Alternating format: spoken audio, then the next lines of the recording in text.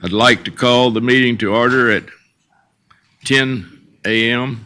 I would also like to ask, as a courtesy to all, to please ensure that your cell phone is silenced. Also, I would like to remind our directors to turn their microphones on and off each time they speak to help with the audio and video recordings. Each director received notice of the board meeting. The public meeting notice was properly posted as required by law. Notification was received from all the directors stating that they would be present for this meeting with the exception of Director Christensen.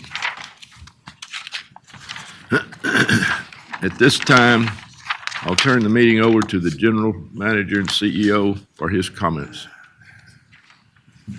It is the season, I guess, for a couple of us, as older folks, to retire. The first guy that I hired when I got to BRA some 17 years ago was Terry Lopez, and at the end of this week, he will be retiring. And I want to take this opportunity to thank him for his dedicated service, for his loyalty. Terry has served in a number of positions since he's been here. He was project manager for development and water resources, strategic planner, special projects manager, and technical services manager, what he just got through doing. And he was also, at one point, when we needed him, he was a regional manager.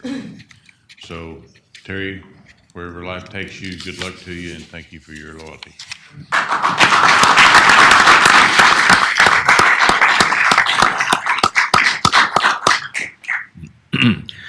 We have set aside this time to hear from you, the general public.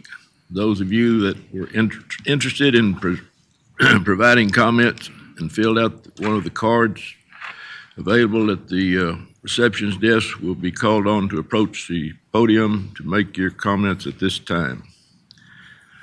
Seeing that there is no one wishes to speak, we will move forward on the agenda. Agenda item number 1, discussion and possible action on the fiscal year ended 2017 Comprehensive Annual Financial Report by David Thompson, Chief Financial Officer.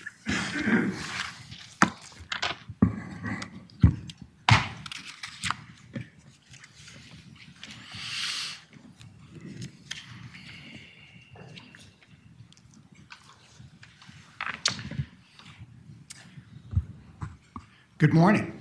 Morning, David. I just have a few agenda items. So to get started, my first one is basically we bring to you each year our annual comprehensive financial report. And what I'd like to do is, this is a report as of August 31st, 2017, and is a report prepared by my team and then audited by our external auditors. I do have Michael Bryan here from RSM that will be getting that later on in the agenda, giving his report of the audit as well. What I'd like to do is talk about the purpose, the highlights, and basically Mike at the end. First, the reason we audit the CAFR is to show that our financial statements present fairly in accordance with General Accepted Accounting Principles and General Accounting Standard Board. We also talk about the CAFR. It's a historical document. These are events that occurred during 2017. They're based on accrual basis, whereas our operating plan, which is basically our budget, is a prospective document looking ahead on what we're planning on doing. And it is primarily a cash basis. There are 3 sections of the CAFR, and the first section is the introduction, which is called a transmittal letter. And that really is taking a look at the key events that occurred in 2017, then the financial statements themselves, which is the income statement and balance sheets, and then the supplement information like your footnotes to explain those respective reports. The last is statistical, and it's the unaudited, and it's basically our financial trends, basically our revenue sources, our debt capacities, and any other thing that helps explain our financial statements. I want to mention that the CAFR is organized under the GFOA, which is Government Finance Officers Association requirements. We have won in the last 31 years the prestigious award for reporting excellence. Now, of course, these reports, the excellence, couldn't come about possible without the hard work of my financial team and the folks that contributed to the CAFR. Let's take a look now at what the differences are between the CAFR and the budget. Back in October, I explained the differences between the budget and the actuals, which was about $11 million, and in that was $6 million of additional revenue that was not budgeted into the budget from water sales. Then also we had about $5 million of expenses that were lower spending across our departments and other groups as well. So what is really the big difference? The big difference is really with depreciation expense, which is not captured in the CAFR. Remember, it's a primary cash basis type financial statement. And then the principal payments are treated as expenditures. So when you take the CAFR, where you have to recognize the depreciated expense under GAAP, and the principal payment is basically a balance sheet adjustment, you end up with a $4.8 million expense.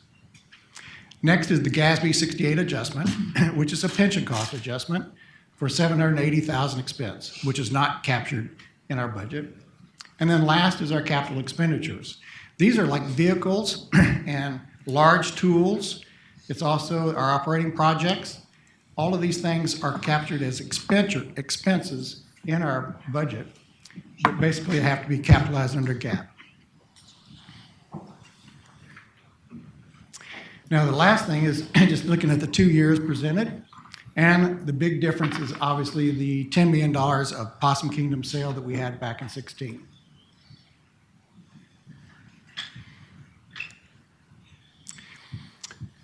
Once Mike has come up and give his report of the audit, I will read the resolution to accept the budget.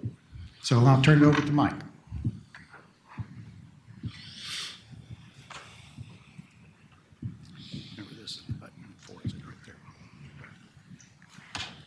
Good morning, I'm Mike O'Brien with RSM, here to give you a brief overview of the audit process.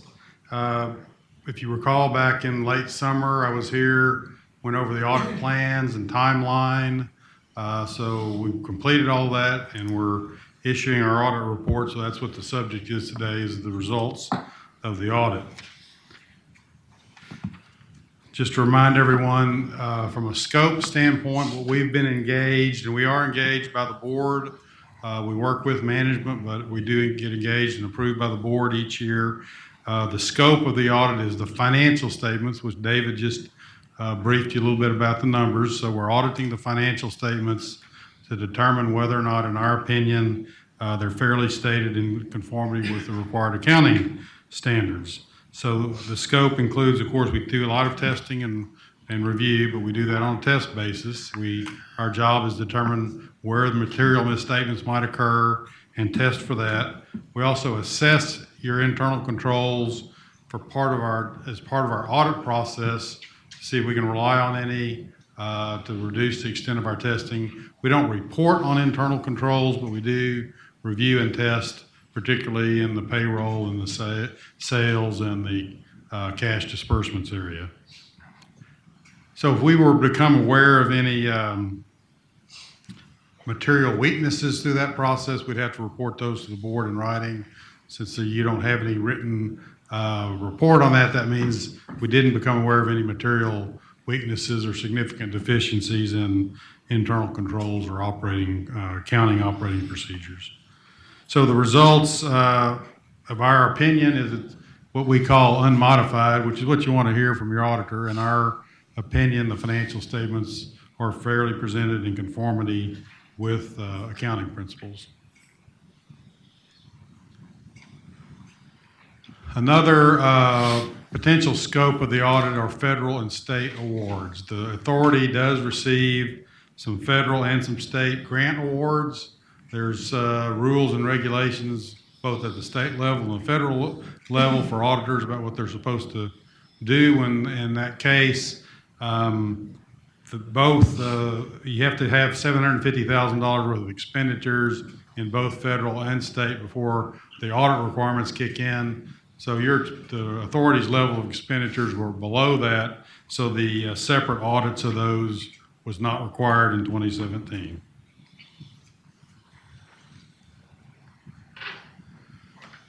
A few comments. There are some things that auditors are required to communicate to boards at the end of the audit. One of them is significant accounting policies.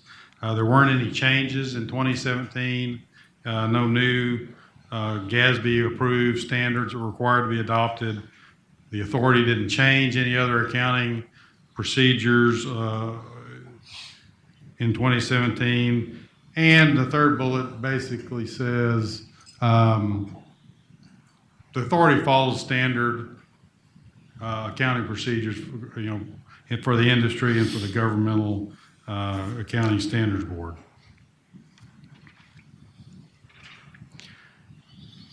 There are some estimates. David had those on the previous slides. Financial statements contain some estimates. In the River Authority's case, the depreciation, of course, is an estimate, and the pension accounting is an actuarial estimate. So just pointing that out to you so you're aware that that's included in the financial statements. We do review those, make sure we agree with the assumptions and the methodologies, don't have any issues or concerns over them. There's lots of footnote disclosures in your comprehensive annual financial report. I counted 33 pages. The financial statements themselves are probably only 10 pages, so there's a tremendous amount of transparency and information.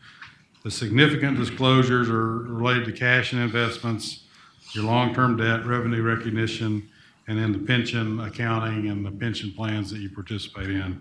So if you're looking for more information, go to those footnotes. There's a wealth of data that we audit and are required to be reported therein. Other communications just about the audit process. The audit went fine. We didn't have any difficulties dealing with management or getting information. There weren't any audit adjustments. There are no past items or past immaterial items that would carry forward to next year. No disagreements with management over accounting or auditing matters.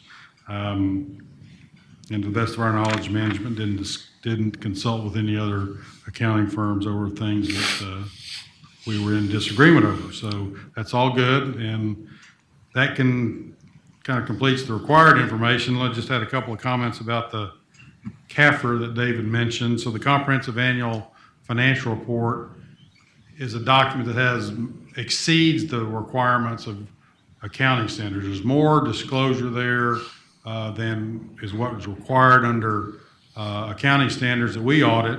So we do the statistical data David referred to in the introductory section and transmittal letters not audited. We do read all of that, make sure that the information is consistent with the financial statements and kind of ties back and forth. And at this point, we've completed that, and it's ready for submission once the board takes action and approves. So I'll stop right there, and that'll complete my report, unless anyone has any questions. Thank you.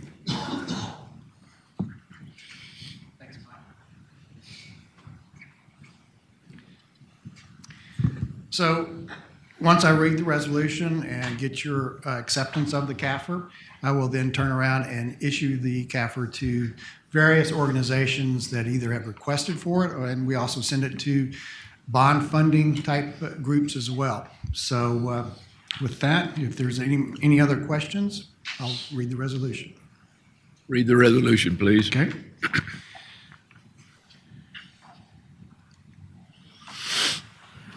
Be it resolved that the Board of Directors hereby accept the Brazos River Authority's comprehensive annual financial report for fiscal year ended 2017 and approves its filing with the Texas Commission on Environmental Quality, and be further resolved that the Chief Financial Officer is hereby designated to file the report and the annual filings of the affidavit with Executive Directors of the Texas Commission on Environmental Quality. You've heard the resolution. Is there a motion to adopt? So moved. Richard, second by Gene. Poll the board, please. Presiding Officer Scott, Yes. Director Bell, Yes. Director Zacanino, Yes. Director Adams, Yes. Director Ball, Yes. Director Bennis, Yes. Director Bowles, Yes. Director Christian, Yes. Director Flores, Yes. Director Grant, Yes. Director Huber, Yes. Director Johnson, Yes. Director Lattimore, Yes. Director Lloyd, Yes. Director Luton, Yes. Director Munson, Yes. Director Rankin, Yes. Director Smith, Yes. Director Tallis, Yes. Director Taylor, Yes.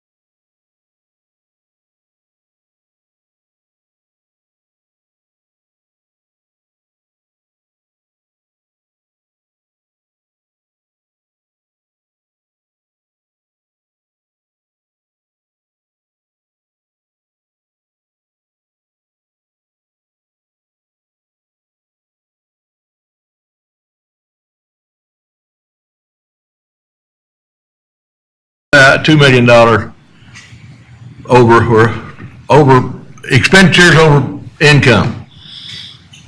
Why are we doing it that way? And hey, I'm not an accountant, so you correct me. Say it again now, $2 million over income. You mean for, Look, well, in other words, we've got a surplus or deficit, and we've got a deficit. oh, for the annual budget?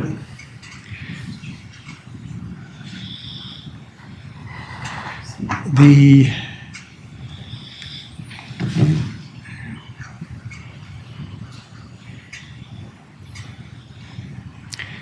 and this is just the water supply, so,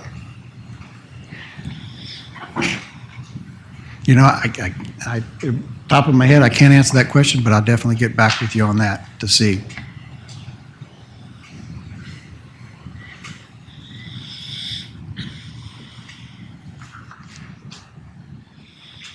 I cannot answer that question right now, but I will definitely get back with you on that.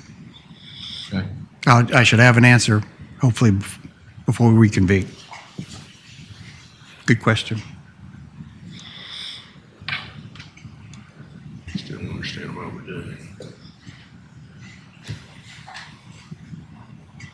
Makes sense to you?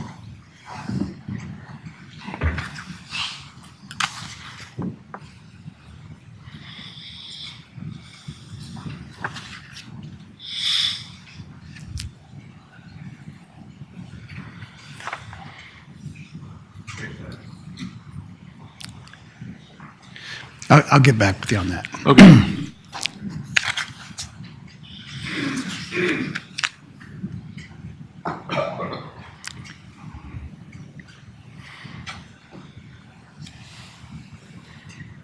And this is basically our other standard report that we do for Public Funds Investment Act, is basically looking at our investments.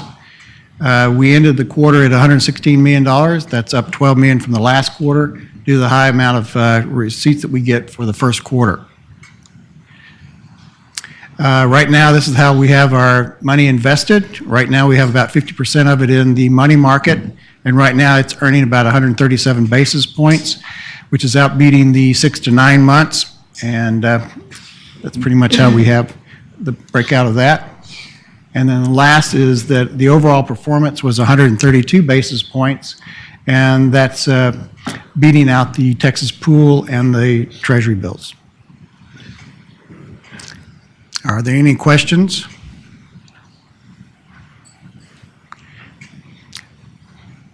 If not, I have Susan Anderson here, and she will be here to talk a little bit about the, basically the 2018 long-range market outlook. The slide over there for that. Okay. Good morning. Again, Susan Anderson with Valley View Consulting, your investment advisor under contract. Here to talk about the long-range market outlook. That's a little bit of a tongue-in-cheek. Our long-range, any economist We're these still on days item is number a 3, few aren't we? months, maybe a year into the future, what we expect.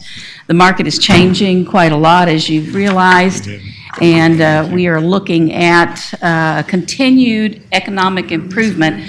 We've been talking about the economic improvement since 2011, and it's been a long, drawn-out improvement, but I think you need to realize where we were at the end of 2008. We had a huge gap to fill up. And so this extension of a very long and protracted economic improvement is actually very good because it allows us to build a solid foundation as we move forward. So we think that we've been able to do that. We do forecast that we might see some cooling, and that's really because we're reaching full employment at this point in time. We don't have that many more people. You may hear otherwise, but we don't have that many more people that need to be employed. Now, what we do need to see is an improvement in the salaries of those employees. And we think now that we are approaching or have achieved full employment, that you will start seeing competition and folks having to pay higher wages. So that will also be good for the long-term forecast. We still have not reached the inflation target. We haven't seen a heat up at all in prices. And so that's really one of the items that the Fed is looking to address. Some of the new policies that have come into effect, things like pull back in some of the regulation that's out there, as well as talk about how this new tax policy might improve the incentives for employers and production and people to spend money. I think a lot of what we're seeing still is a consumer who has not been hugely motivated to buy things. Consumption is 70% of the economy, so that's really where we need to stimulate. I was very encouraged by retail sales that occurred during the holiday season, because that to me says people have been sitting on their cash. When the time comes right for them, they'll spend it, and that's really what the economy needs to start to hit those inflation targets. The Fed did raise funds rate 3 times last year. The Fed funds rate is the short-term rate that's very important to your portfolio because of the types of investments that you can invest in by state law. Those are very much influenced by the Fed funds rate. So every time the Fed funds rate ticks up, your interest rate ticks up. So that's good for your portfolio. The current range right now, and it's a range between 125 and 150. They just raised it in December. They also had a press conference with the chair, Janet Yellen, in place at that point, and she projected that they would like to raise it 3 more times in 2018. So again, that's good news for your portfolio. We did have a new Fed chair that's been nominated, Jerome Powell.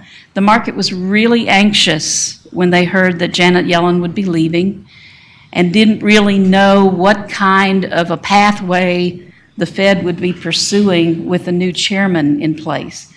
Jerome Powell seems to be cut from the same kind of cloth as Janet Yellen, so the probability that he will continue, and he has actually said that he intends to continue down the same pathway to keep this slow movement forward and keep the market safe. And again, the new tax bill passed. We're still trying to figure out what kind of impact that's going to have in the overall economy. We've had a lot of good things happen as a result from that. But reality is that A lot of this is corporate directed, and the hopes are that corporate will start hiring more, will start bringing jobs back to the U.S. The only other thing to consider there is it's not all about the tax code that brings jobs back to the U.S. A lot of it has to do with the price of labor. And quite frankly, the U.S. labor force is very highly paid. So whether or not the success comes from corporate transferring in of U.S. jobs still remains to be seen. So we'll talk about some of the recovery implications. The policy positions are still developing. We're still working out on the budget, some of the budget items that are in there.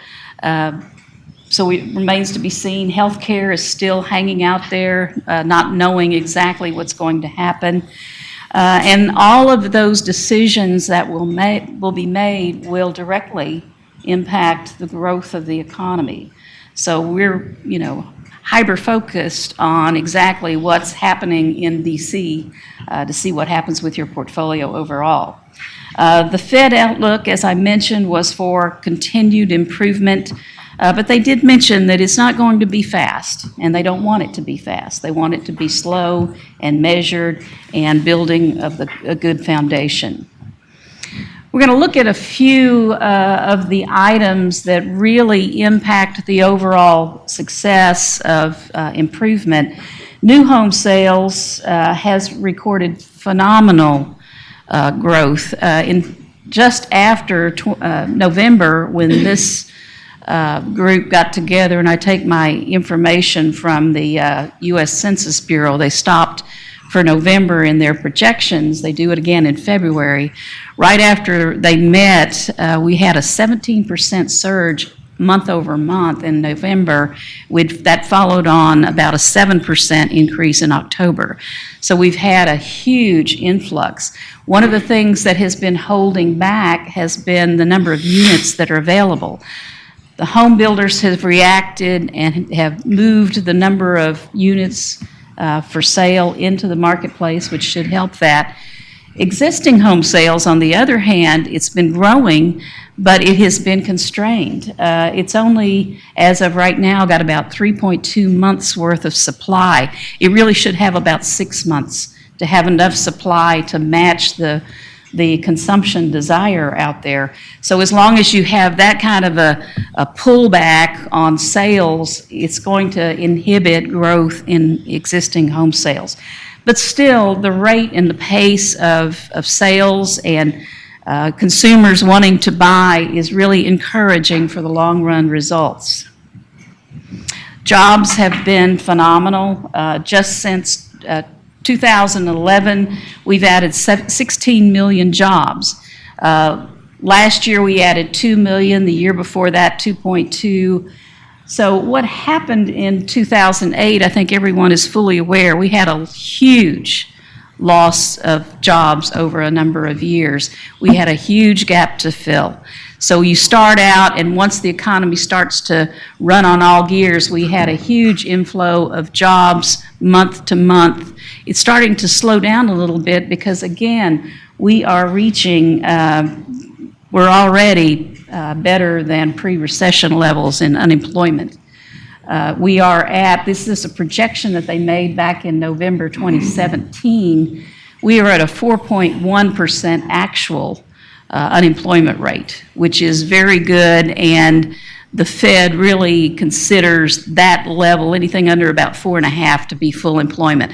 And what happens in full employment is people start to change jobs. They feel more comfortable changing jobs.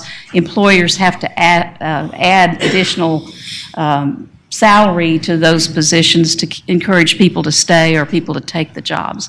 So that is going to have a good impact in the long run over the employment situation and people's salaries. And remember, again, consumption is 70% of the economy. So encouraging people, having more and more income, having their home values go up, all of that means that they feel more secure spending money. GDP, that's the gross domestic product. That's a measure of how much is produced in the economy. It over the last year was about a 2.3% average GDP, which is just so-so. Towards the end of the year, however, we had 3.1, 3.2% month-over-month growth.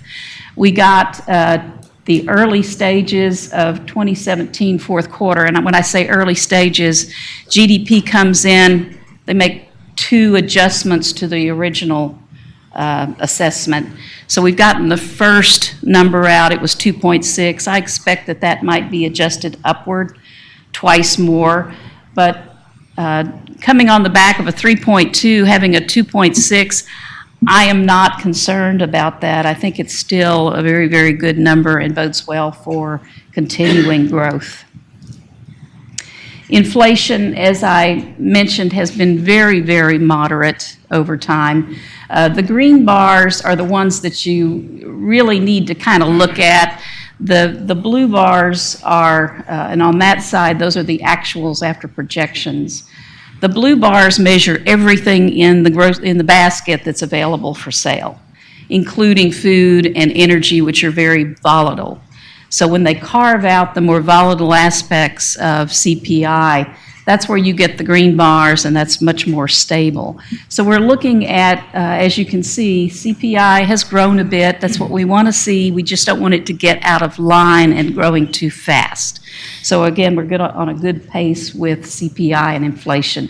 We just really want it to be a little bit higher than it is without overheating.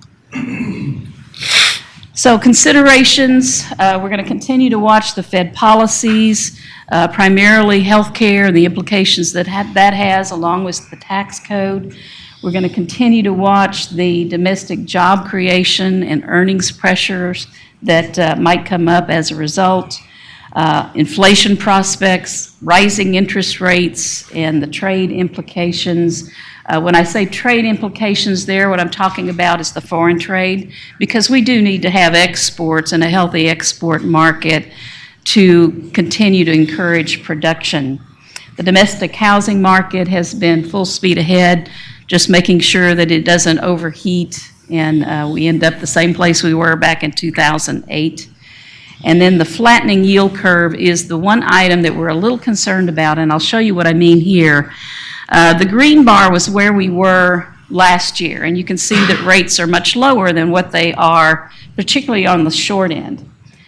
A healthy yield curve should be upward sloping, all the way from overnight to 30 years. Should be pretty humped, as far as you talk about the rates. What we're seeing, however, is even though short-term interest rates are higher, you're seeing a flattening out. And when you see a flattening out, that tells you that the market is just not so sure that the economy can continue to grow at the pace that it's growing. So that's our concern, is that if we see an inverted yield curve where rates are lower and diving, that's a concern for your portfolio. We don't see that, but we see flattening, so we'll continue to watch out for what's going on in the economy and react with your portfolio. So that's the end of the presentation. If any of you have any questions about your portfolio or the market, I'd be glad to address them. Yes? Have the new withholding tables taken effect yet for weekly and biweekly and? I don't know that question Okay. for sure, but I think they were supposed to take effect in the first quarter of this year. I just don't know the date. Okay. So the wage earner people haven't seen any pay raise I yet? don't believe they have. Yes. On the investment side, we certainly know and want to watch our rate and economy. On our liability side, have we refinanced? Because I think we have been in such a low monetary policy for so long that we have really gotten used to these very low rates, and they're not ordinary. Have we refinanced, or many of our issues have been passed through, so maybe we don't influence it as much, but have we taken advantage of the low rates? And we don't want to miss that, in other words, because that can be a very big impact to our debt. The question about have you refinanced, that's a financial advisor side, the people that help you issue your debt. We're the investment advisor. I can tell you that you're right, rates have been very low on the refinance side, and I've seen a lot of customers go through and take advantage of the low rate environment. The one thing you have to keep in mind, though, is as a public entity, you can only refinance once any set of bonds. Okay. So you got to be very discriminating about when you do that, and it depends on your issue. Thank you. Yeah, we may have missed opportunities, and I know we did do some of it earlier, so we can talk about that at another time if we need to. So what are some of the external, so I hear there's short-term confidence in the economy, but not confidence in the longer look, and that comes from consumers or people reviewing the consumers or the economy. Mm-hmm. What is causing that longer-term outlook to be soft? There's a number of things. I think you see the tax policies that are coming into play. I'm not so sure that a lot of people really understand and are worried about is that really going to help me? If you own a small business, they know. They're ecstatic. Right. But then on the long term, from an economist's perspective, they're looking at this might create some deficits. And what happens if it creates deficits to the economy overall? Some of the items that are in the budget are cause for concern. Some of the deregulation might be cause for concern. So it's not just the consumer looking at this, it's also the economists and the market players that say, I'm not sure I want to go out and buy a 20-year position because the market may move against that and put me in a bad situation. Can you give me an example of the deregulation that people are looking at? Well, the deregulation that comes up most often two. EPA, for one, and then the second one, the banking industry deregulation. And what does that mean? A lot of the regulation came in because of what happened in 2008. They put that in place because they don't want it to happen again. But if you start stripping out some of that again, I think economists are concerned about what kind of implication that will have.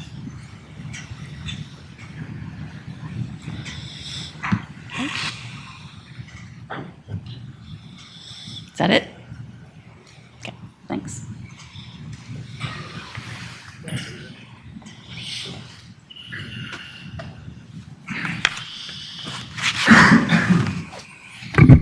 So I'd like to back up a little bit. I guess you have mental blocks every once in a while, but sorry. You have mental blocks on these things, so sorry about that. But back in the budget, we booked a $2 million rate stabilization reserve. The reason being is up here in the revenue, interruptible water is not part of our revenue scheme because it's an estimate and we don't really know the number until October. So that's a big chunk of numbers. So what we do to keep the rates low, going from 72 to 74, I booked basically a $2 million rate stabilization reserve, which is reflected in here. But as we go through the year, we'll see interruptible water coming in probably around $5 to $6 million, which is the offset to this. So when you do the financial statements, the rate stabilization reserve would show a loss in the budget for that perspective. Because basically I'm not showing the full revenue because it's not approved by the board until we get to October, and the budget's approved prior to that in July.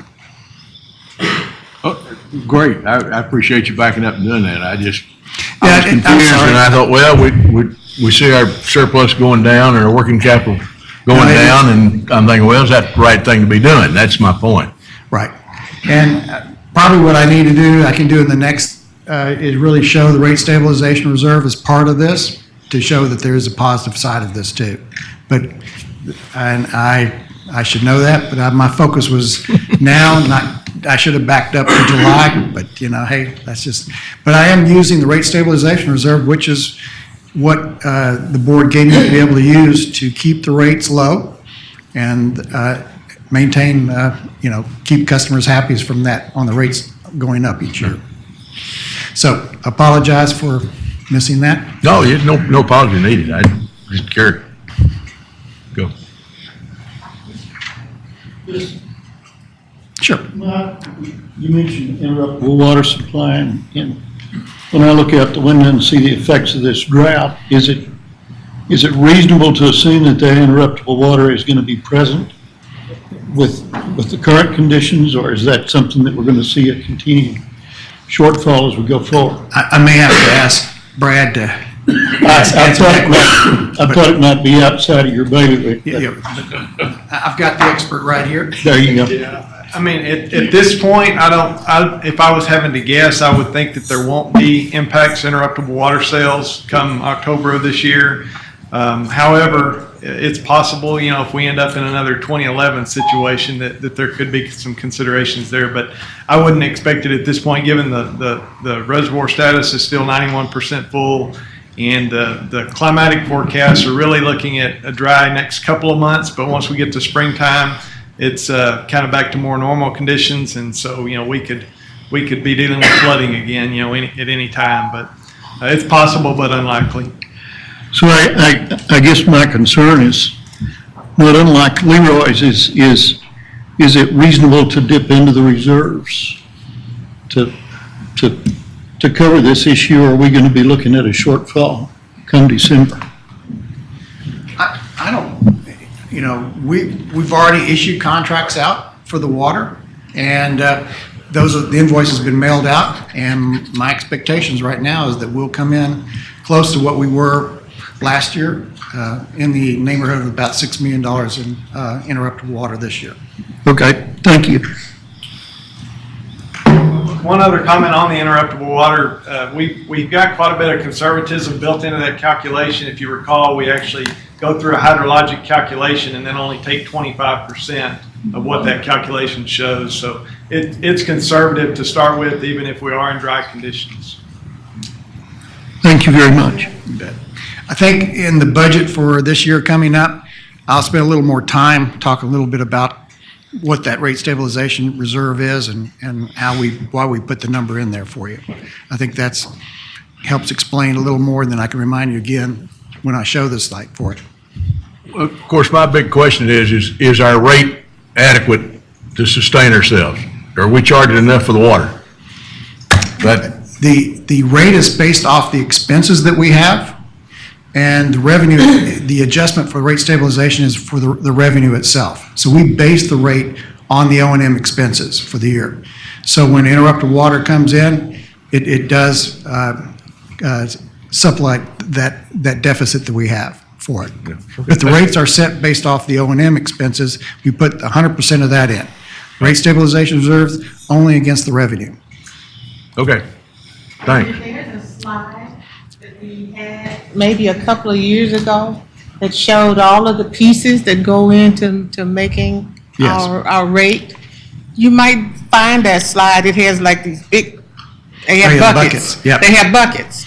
And it really does show where it all goes. And so it's illustrative of what may be easier for us to understand. That, I agree with you. And probably I need in the budget for this coming up this year, when I go through it in April and then in July, I'll spend a little more time talking a little bit about how I use that rate stabilization reserve.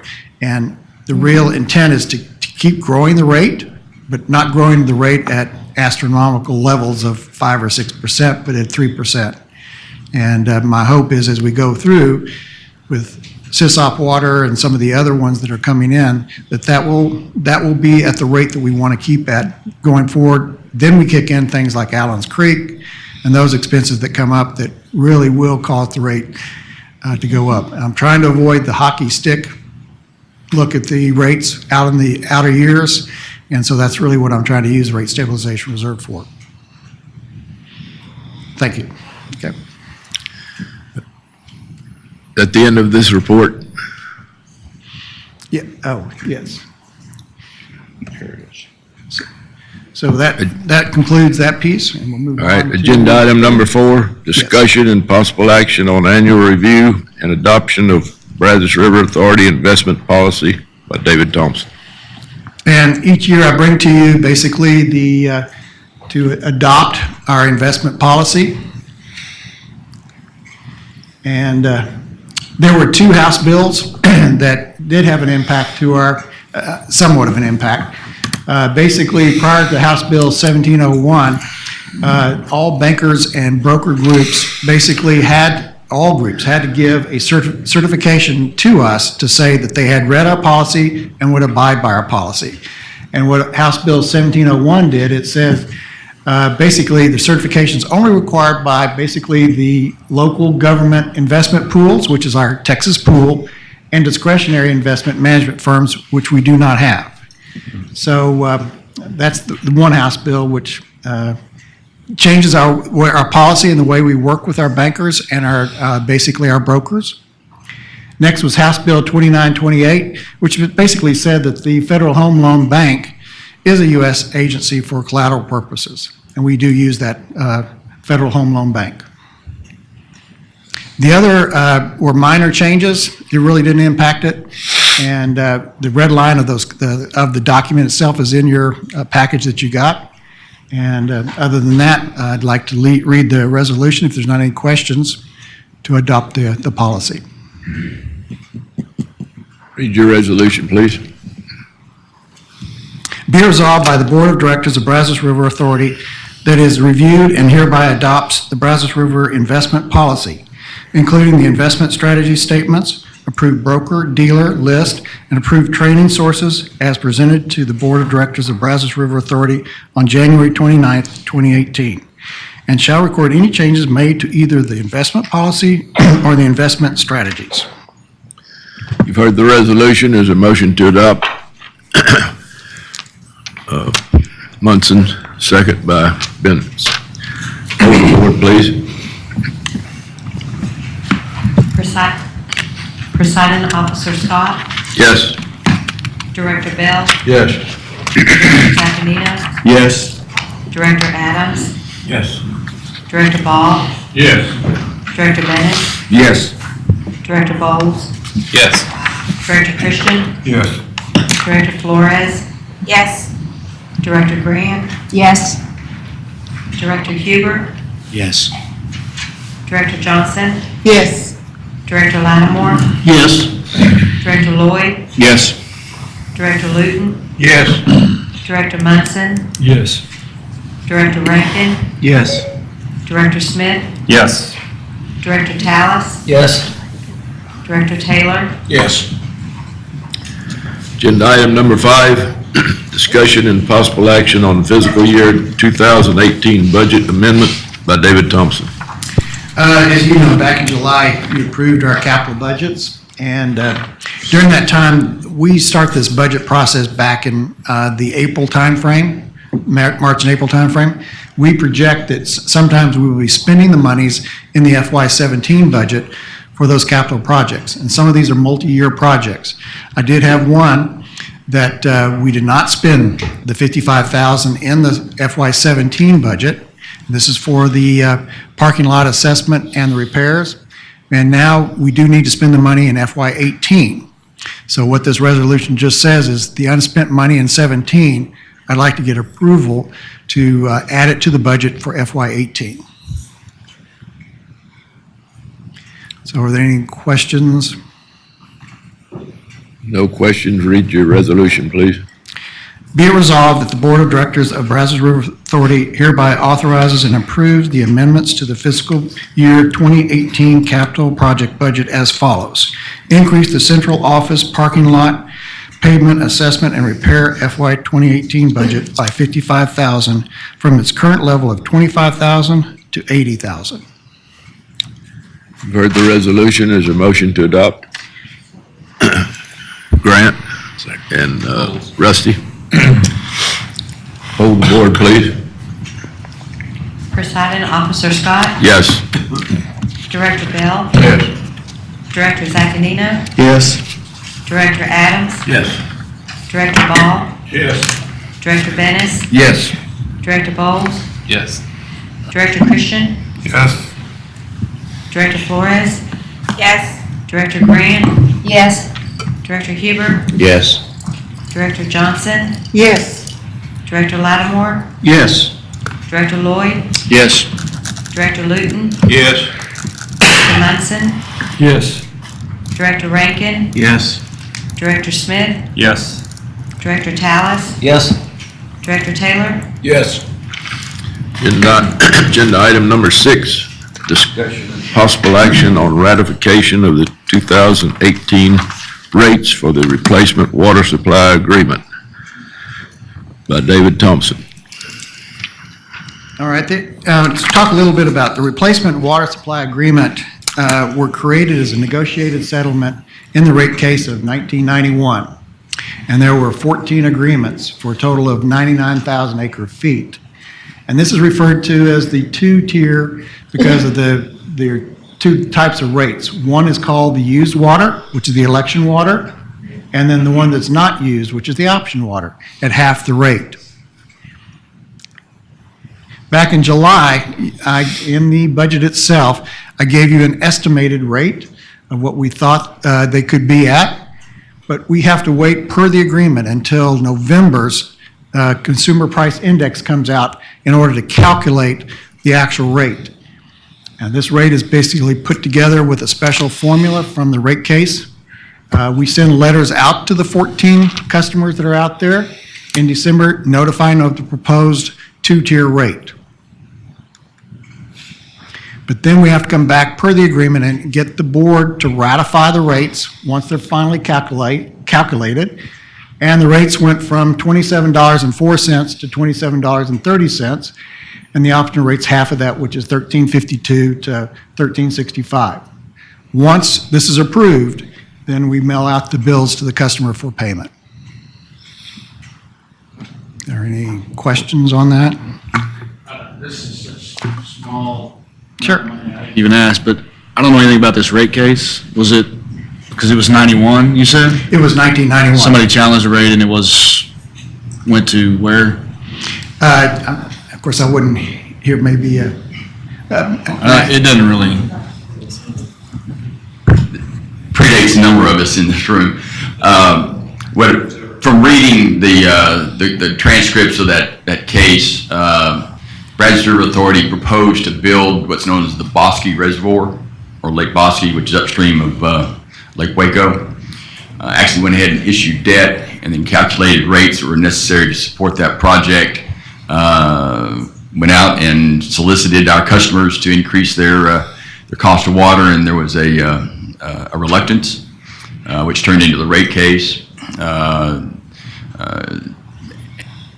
We went into the rate hearing, and immediately prior to the hearings, the examiner making a finding, we negotiated with the parties that were in the rate case to settle and create this type of contract. Since that time, all of the contracts that we've entered into have been at our system rate. These are a special class of contracts based on the settlement of that rate case. Yes, sir. Is there a term on this rate case, or is this go on forever? It is basically, these contracts run out to 2041. So there's, it's a longevity on these contracts. So, but it is just, fortunately, it's only 99, it's a lot, but it's still only 99,000 acre feet of our 600 and something acre feet that we sell. What do they use the water for? They use the water for, I don't know the customers on that. Majority of They're all types of contracts. Yeah, they're all types. Majority of it is municipal. There's one industrial contract, Dow, but majority of it is water supply corporations or municipalities. Okay.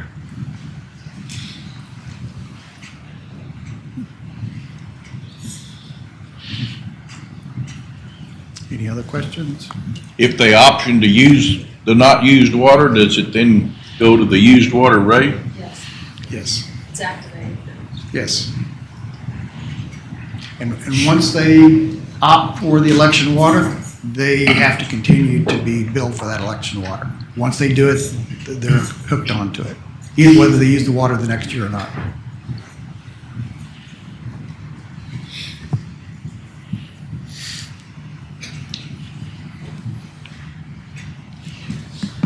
Any more questions?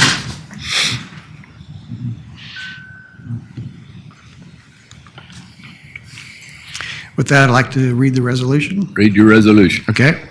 The following resolution is presented for the consideration to the Board of Directors of the Brazos River Authority for adoption at January 29th, 2018 meeting. Be it resolved that the Board of Directors of the Brazos River Authority hereby ratifies the 2018 rates of $27.30 per acre foot for election use water and $13.65 per acre foot for option use water as adjusted in accordance with the formula stated in existing replacement water supply agreement. Heard the resolution. Is there a motion? Robert. Thank you, sir. Second by. Please poll the board. Presiding Officer Scott? Yes. Director Bell? Yes. Director Zaccanino? Yes. Director Adams? Yes. Director Ball? Yes. Director Bennis? Yes. Director Bowles? Yes. Director Christian? Yes. Director Flores? Yes. Director Grant? Yes. Director Huber? Yes. Director Johnson? Yes. Director Lattimore? Yes. Director Lloyd? Yes. Director Luton? Yes. Director Munson? Yes. Director Rankin? Yes. Director Smith? Yes. Director Tallis? Yes. Director Taylor? Yes. Agenda item number 7, discussion and possible action on Texas Smart Buy Membership Program by David Thompson. From time to time, I bring to you, there are Texas programs that we'd like to participate in. And this one is the Smart Buy program. It's a Texas cooperative. It's used widely by other river authorities, which can provide us cost savings and efficiencies in purchasing. This has an annual fee of $100 per year by the state. The thing about this getting into membership is that we need to read their state resolution for approval by the board. So are there any questions on that? Yes, sir. What all will you be buying through this program? We buy chemicals. We could buy chemicals through it and certain services that we have. But there's a lot of stuff on the state program that would save us having to go out for quotes and bids. We can buy it directly off the program without having to go and directly. And they're good prices. State's already negotiated the price for us. Is automobiles included? No, automobiles is not in this one. Yes, sir. Is construction included in this? No, it's Good. products and services, but I don't want you buying buildings off the Bible. no, and the services that we're talking about are basically, I don't know, kind of lawn services or type of services like that we might be able to get through. But mostly it's chemicals and other products that we can buy. David, and this really is the new name for the state of Texas cooperative buying It's program. Smart Buy. So yes. it's been in place since '79, I think, but it's the new name for it, correct? Right. Okay. But it is the co-op, and Yeah. we can participate it as a Government agency. Government agency, correct.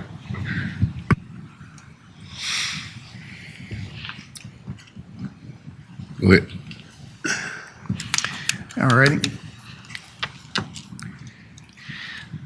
Whereas the Brazos River Authority, open parentheses, entity, close parentheses, desires to join the Texas Smart Buy membership program for the Texas Comptroller of Public Accounts in order to participate in the local government cooperative procurement program pursuant to the authority granted by Chapter 791 of the Texas Government Code, the Interlocal Cooperation Act, open parentheses, Act, close parentheses, and the Section 271.101 et sec of the Texas Local Government Code, and whereas the entity is of the opinion,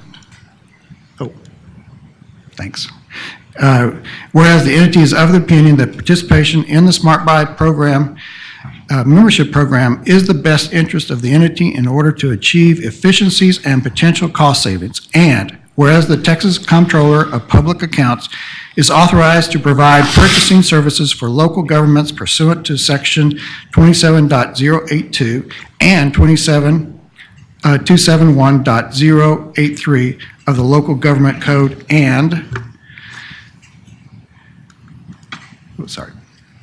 whereas the Brazos River Authority is a political subdivision of the state of Texas defined as the entity qualified to participate in the Texas Smart Buy membership program of the Texas Controller of the Public Accounts, and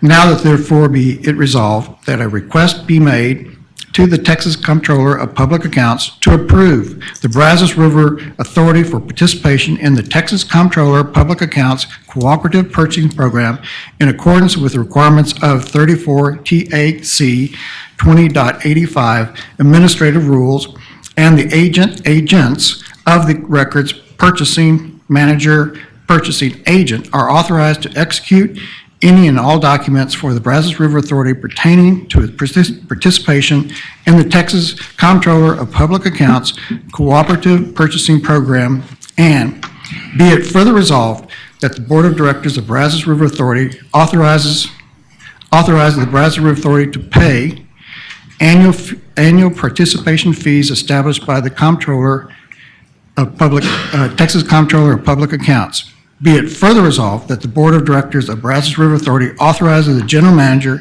or any or other designated officer to make any and all necessary appropriate actions to carry out the foregoing, including entering into agreements with the vendors and services providers that have been selected by the Smart Buy membership program. You've heard of the resolution. Is there a motion to adopt? Tallis, second by Mr. Ball. Please poll the board. Presiding Officer Scott, Yes. Director Bell, Yes. Director Zaccanino, Yes. Director Adams, Yes.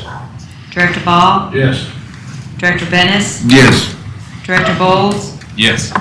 Director Christian, Yes. Director Flores, Yes. Director Grant, Yes. Director Huber, Yes. Director Johnson, Yes. Director Lattimore, Yes. Director Lloyd, Yes. Director Luton, Yes. Director Munson, Yes. Director Rankin, Yes. Director Smith, Yes. Director Tallis, Yes. Director Taylor. Yes. Agenda item number 8, discussion and possible action on surplus personal property by David Thompson. Save the best for last, I guess. As you probably know, state statute requires me to read to the board any properties that we want to surplus that may be deficient, no longer being used, or its cost of repairs is not, you can't do that for the property. The properties here, what we're doing is basically we're in the process every 5 or 6 years, we go through and start upgrading our IT equipment. And because of obsolescence, warranties, and it's just not cost effective to repair some of it. So we have some of them here. In the spring, I'll be doing basically the laptops and basically the desktops as well. But these are the properties that we're, only one page that we're dealing with this time. Any questions?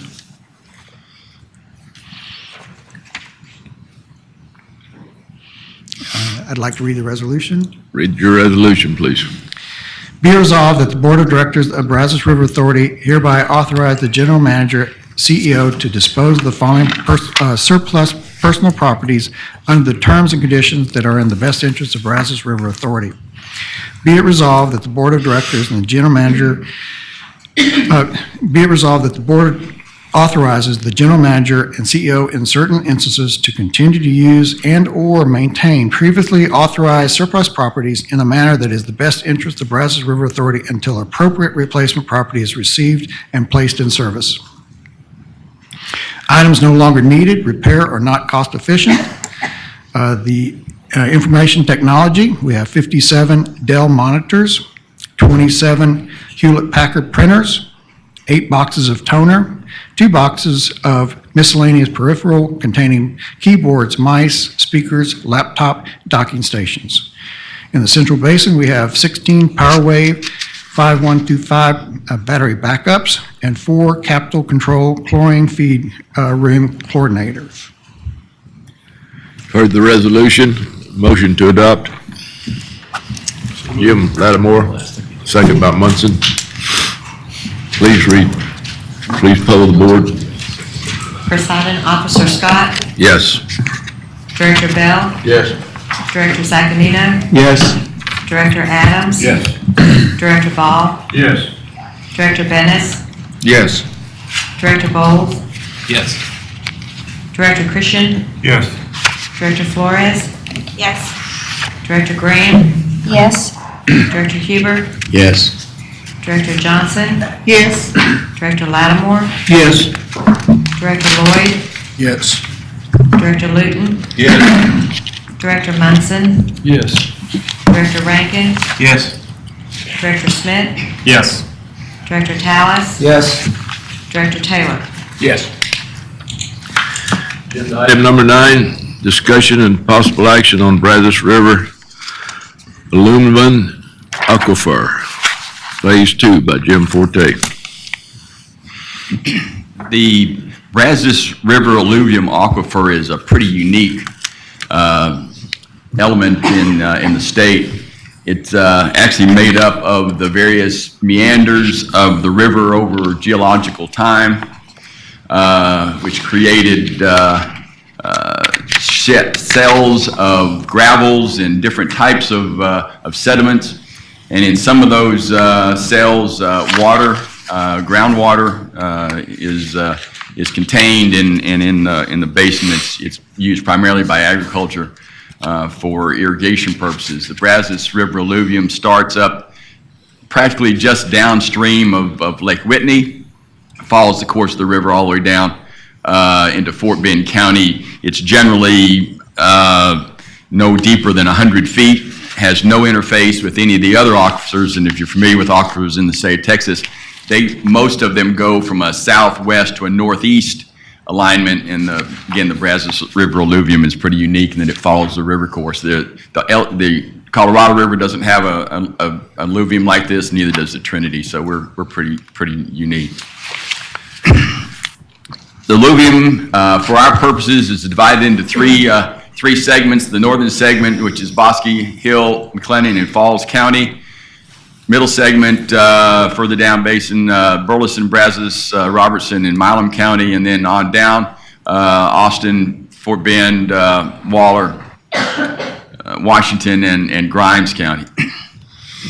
The first study that you authorized us to participate in was in July of 2016 in cooperation with the Southern Trinity Groundwater Conservation District and Baylor University's Geology Department. We studied solely McLennan County, and we've got the final report, and as you might expect, it's a very variable aquifer because of its influence presumably from rain events, although there's some suggestions that high flows in the river can contribute to the recharge.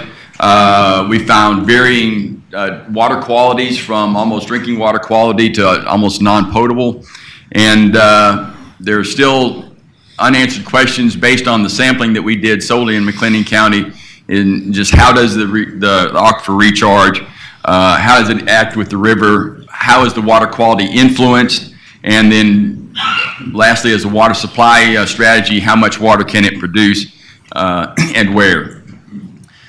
For 2018, the request we're making for you today is to expand the northern segment study to go upstream to the what essentially would be the headwaters of the alluvium or the aquifer up, again, just downstream of Lake Whitney, and take it down through Falls County. The Southern Trinity Groundwater Conservation District is interested in seeing what the effects of pumping upstream of their area of control, which is McLennan County, and also what pumping does in McLennan County to supplies in Falls County. And we'll be, again, working with Baylor University Geology Department.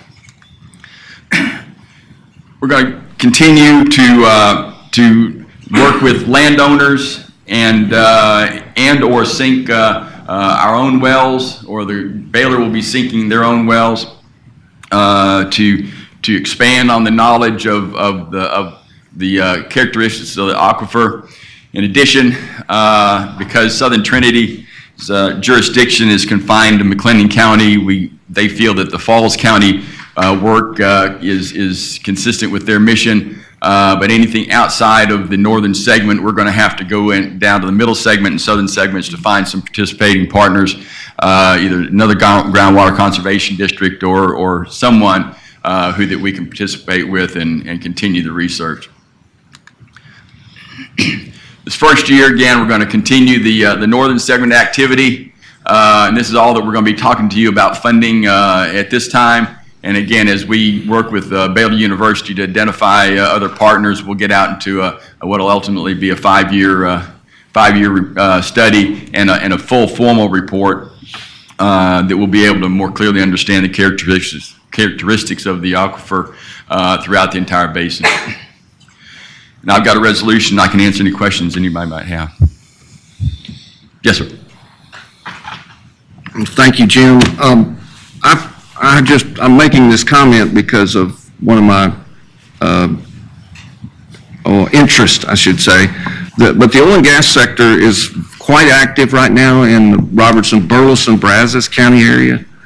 They've drilled and are drilling quite a bit of, there's a lot of activity there, or has been, and I anticipate will be, based upon my studies. So I just want to make note that the study that we do takes those wellbores into consideration, because this is the high, much of it is the high-tech horizontal and a lot of water fracking and so forth. And that is one of the elements that we've talked to the Baylor folks about.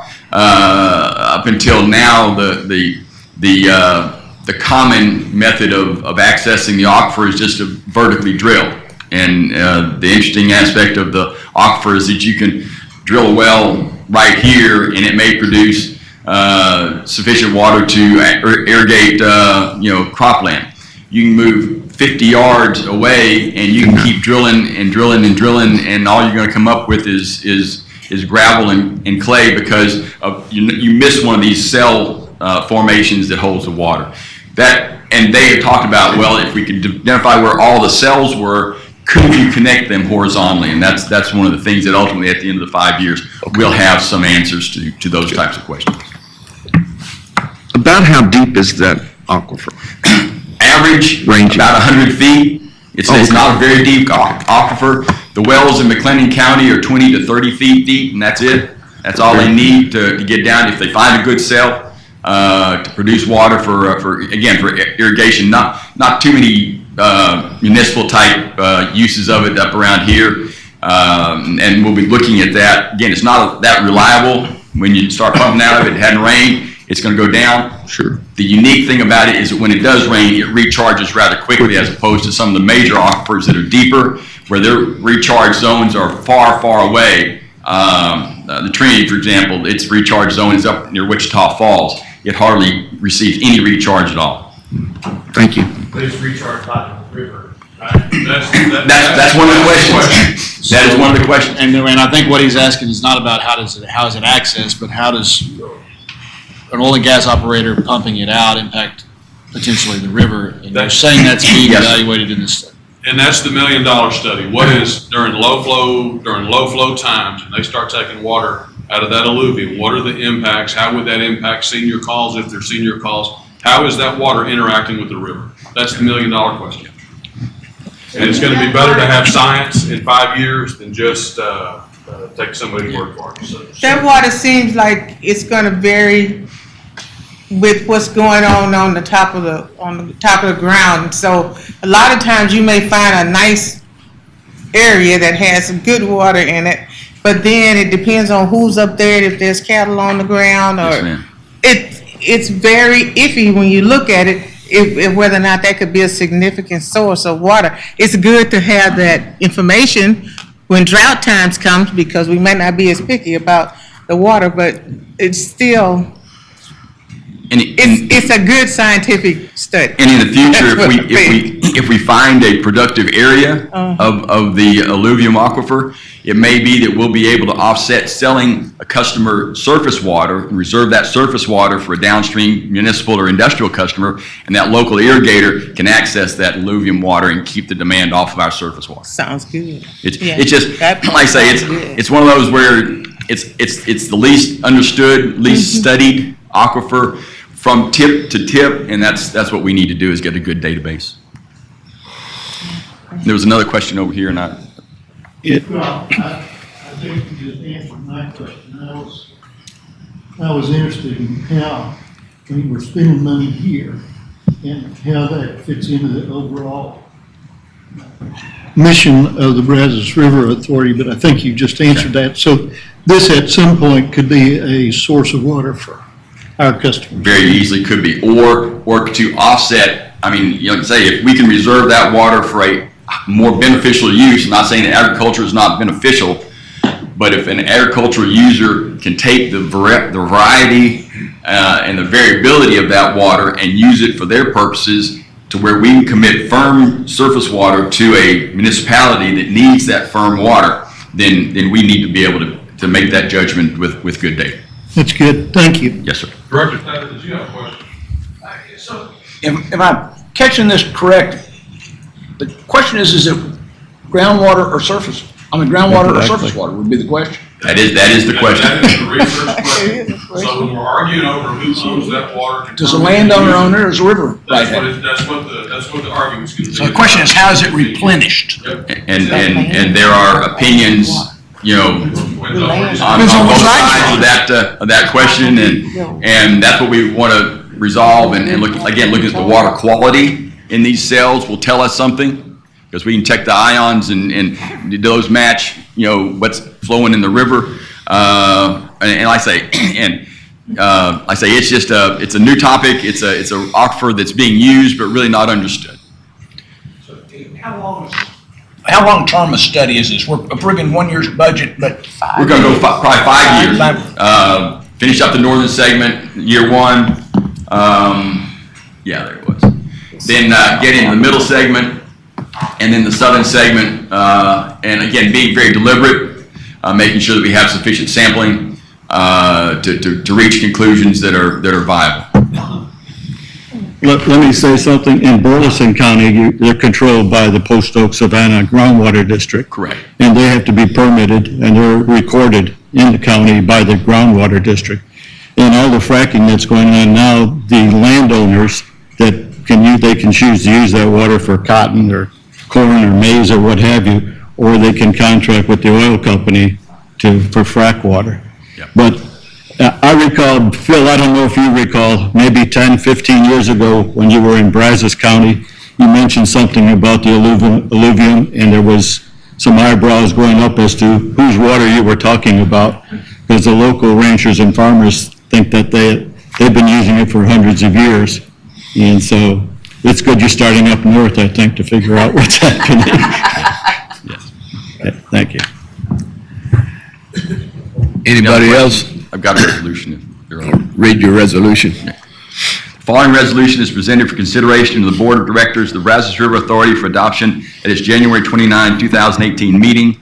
Be it resolved that the Board of Directors of the Brazos River Authority hereby authorizes the General Manager / CEO to either amend the existing interlocal agreement or enter into a new interlocal agreement with the Southern Trinity Groundwater Conservation District for continued participation in the Baylor University study of the northern segment of the Brazos River alluvium aquifer in an amount not to exceed $42,500 from the FY 2018 operating budget.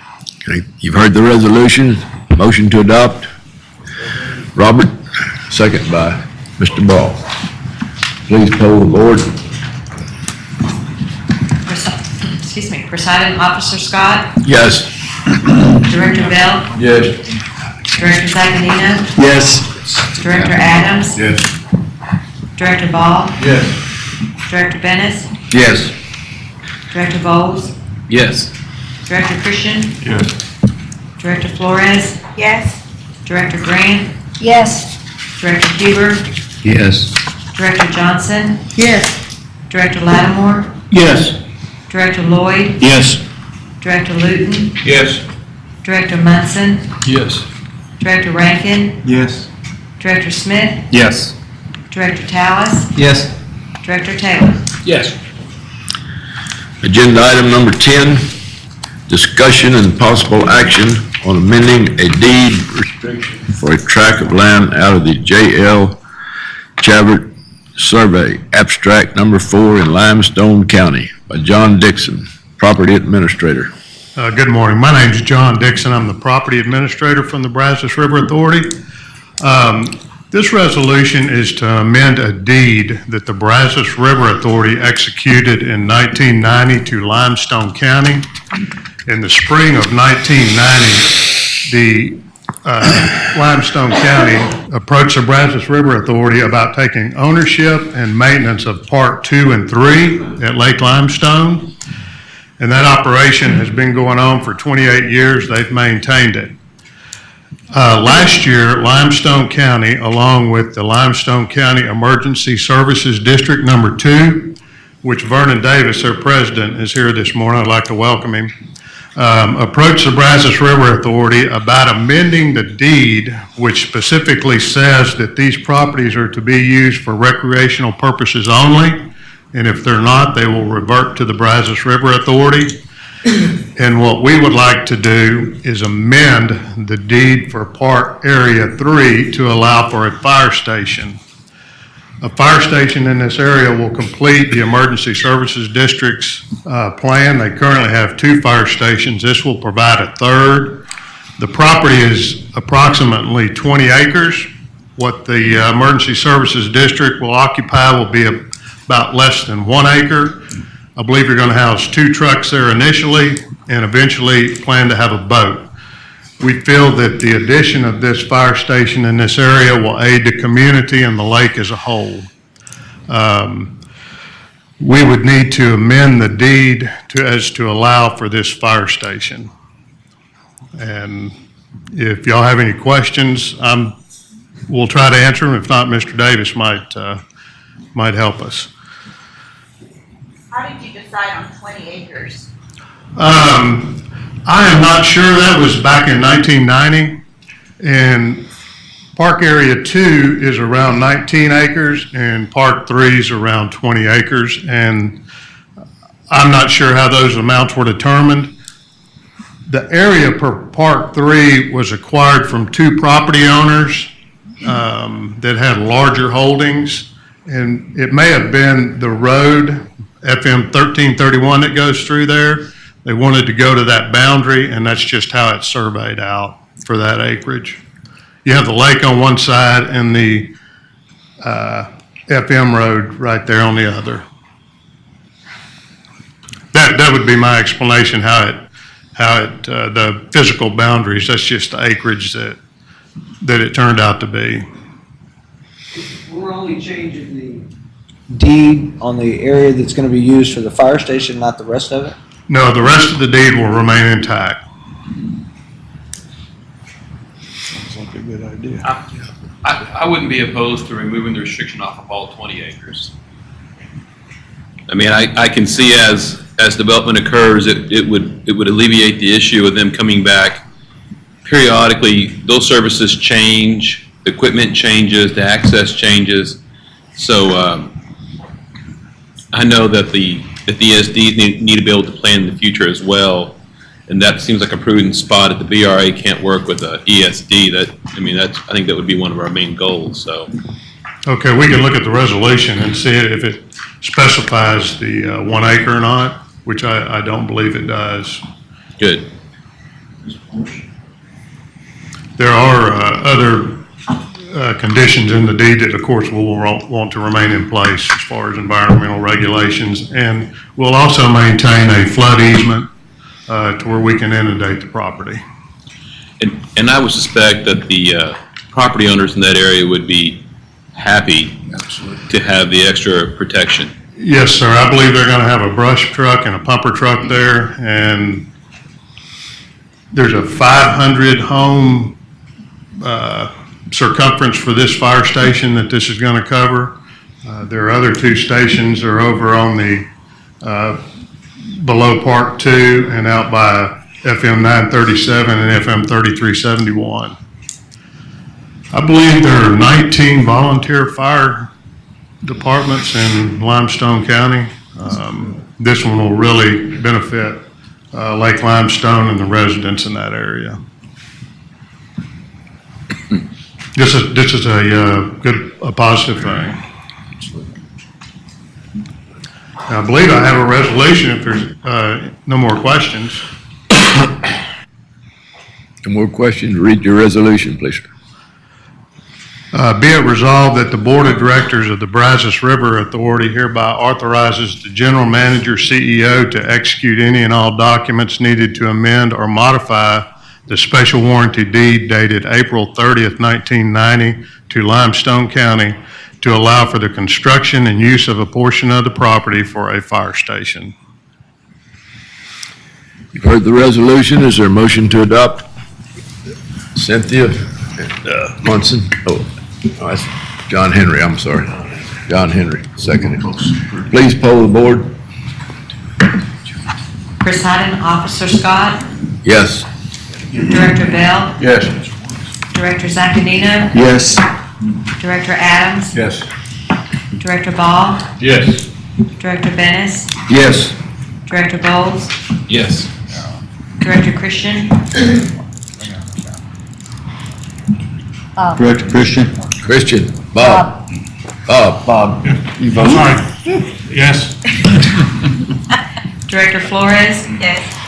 Director Grant. Yes. Director Huber. Yes. Director Johnson. Yes. Director Lattimore. Yes.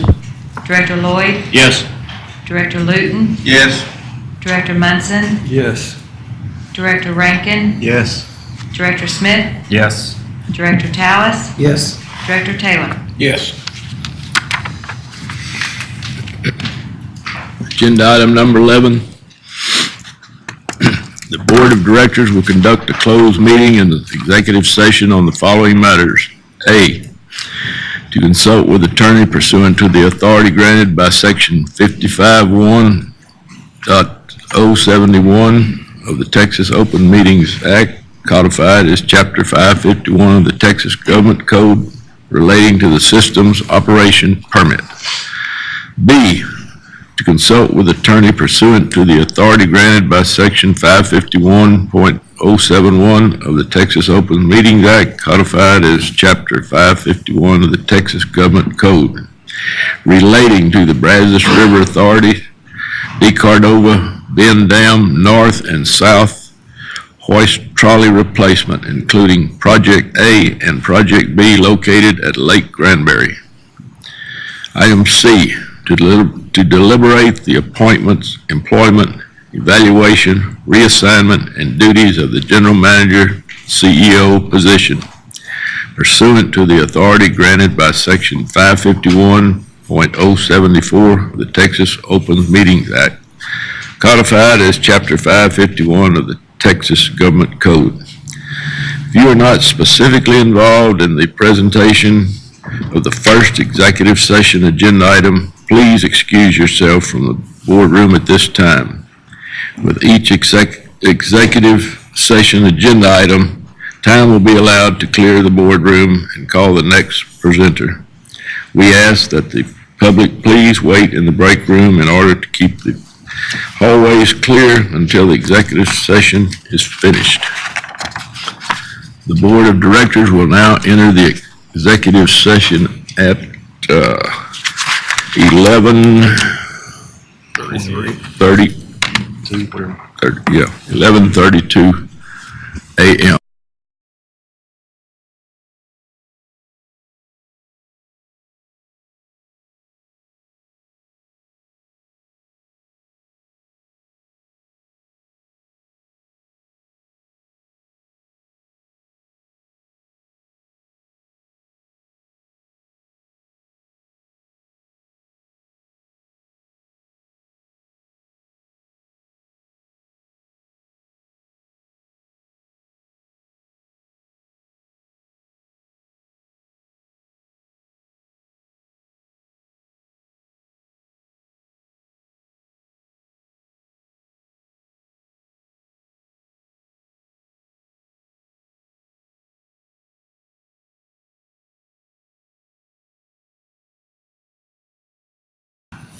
You read your resolution? Yes, sir.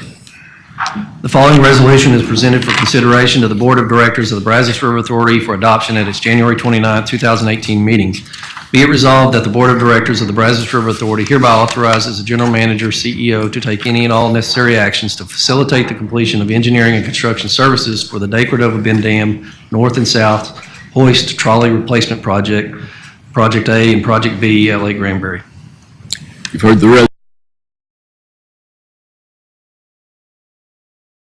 Munson. Please poll the board. Presiding Officer Scott, Yes. Director Bell, Yes. Director Zaccanino, Yes. Director Adams,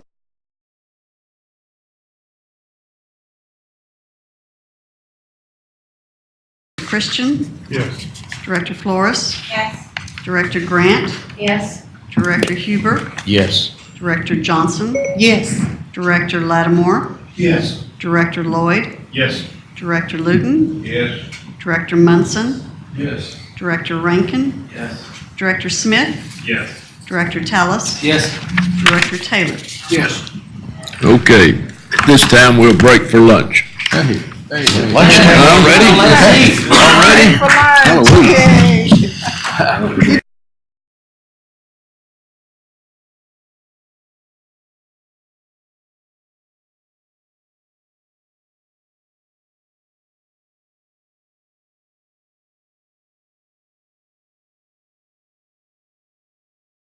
The Board of Directors will now re-enter executive session at 1:07 p.m. to address agenda item 11C, to deliberate the appointment, employment, evaluation, reassignment, and duties of the general manager, CEO position pursuant to the authority granted by Section 551.074 of the Texas Open Meetings Act, codified as Chapter 551 of the Texas Government Code.